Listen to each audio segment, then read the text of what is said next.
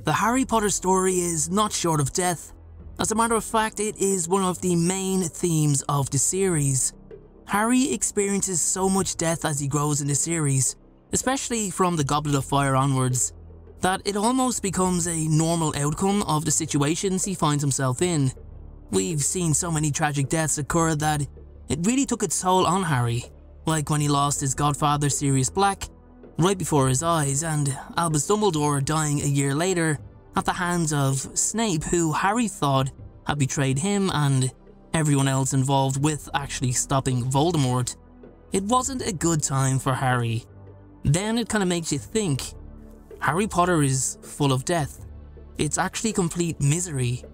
So many people die in these books that J.K. Rowling apologizes once a year on the anniversary of the Battle of Hogwarts for the death of a character nobody actually wanted to die. Now, the thing is with Harry is that by the end of the Order of the Phoenix, he kinda expected people to die. He knew more was coming. Voldemort was now at full power and nothing could come close to stopping him.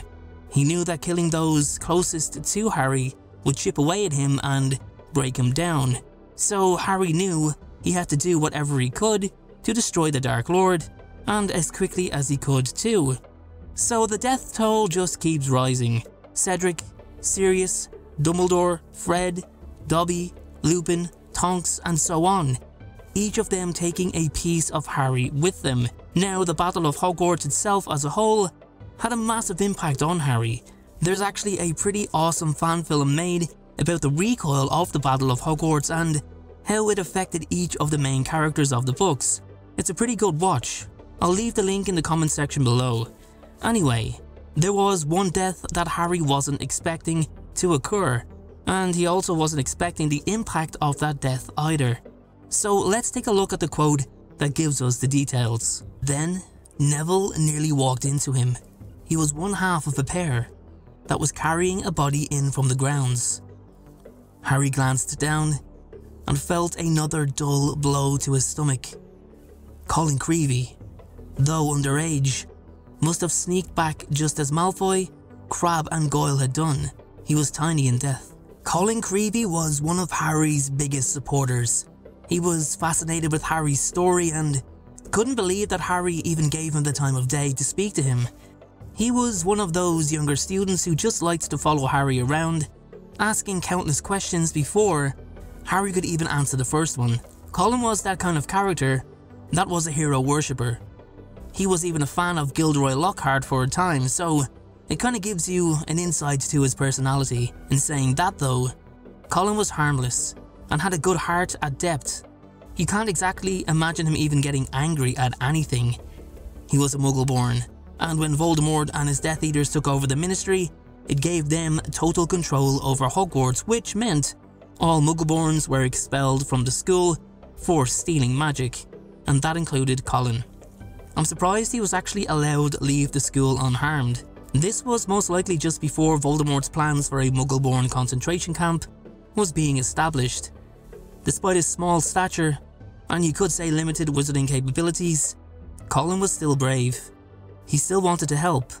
He was still inspired by Harry's courage to fight such a dangerous fight.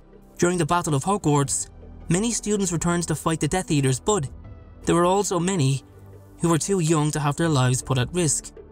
So much death had occurred already. This didn't stop Colin, however. He wanted to help. He wanted to engage in defending Hogwarts against Voldemort and his Death Eaters, who were dueling to kill. Remember that. Now, the Order had always been taught to duel to disarm. Forcefully disarm. Don't get me wrong, it wasn't a bunch of Expelliarmus charms getting sent at people who wanted to kill you. Colin had snuck back into the castle and participated in the first half of the battle successfully. He held his own. However, as many of us know, the second half of the battle was a lot more aggressive. Voldemort had directly ordered his army to kill on sight. No survivors. Every man, woman and child was not to be spared. Unfortunately for Colin, he would lose his life in this part of the battle, and it was one of those deaths that should not and did not need to happen. He was far too young, just like Cedric was, just like Fred was. The most painful thing about death in Harry Potter is that it came to those who were so young, who had their whole life ahead of them. This is what hit Harry so hard with Colin's death. He admired his bravery but was brought beyond sadness by his death. It was beyond an upset. It hit Harry like a blow to his stomach, having a pretty detrimental effect on him. Like every single fibre in his body screamed that this was not supposed to happen. Not to take anything away from the other deaths though, they were all absolutely devastating on Harry, especially Sirius, his godfather, or Lupin and Tonks, which left Teddy without his parents, just like Harry. I think Harry expected death. He knew anyone could die at any point. These people were big players in the Order though, so they were, in a way, willingly placing their lives on the line.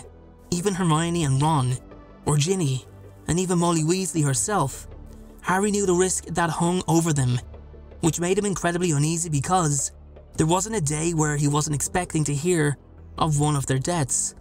Colin, however, didn't really cross his mind. Respectfully, he was the least of Harry's concerns, if even a concern.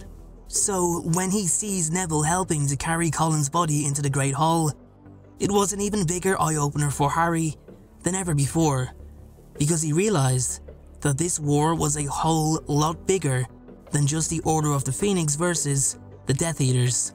Colin's death was so unexpected, and Harry knew inside that he was part of the reason Colin came back.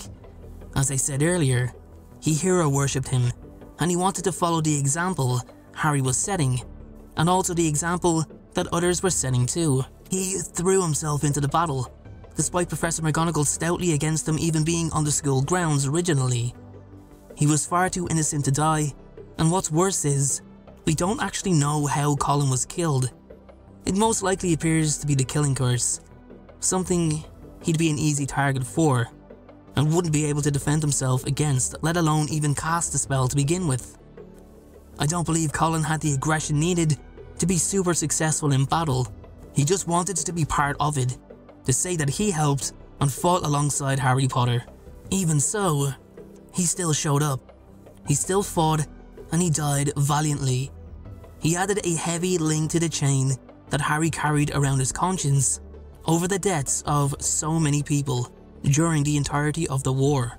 I believe it's a death that falls under the radar if you ask me, but is actually quite impactful when you actually analyse how it affected Harry in the long term.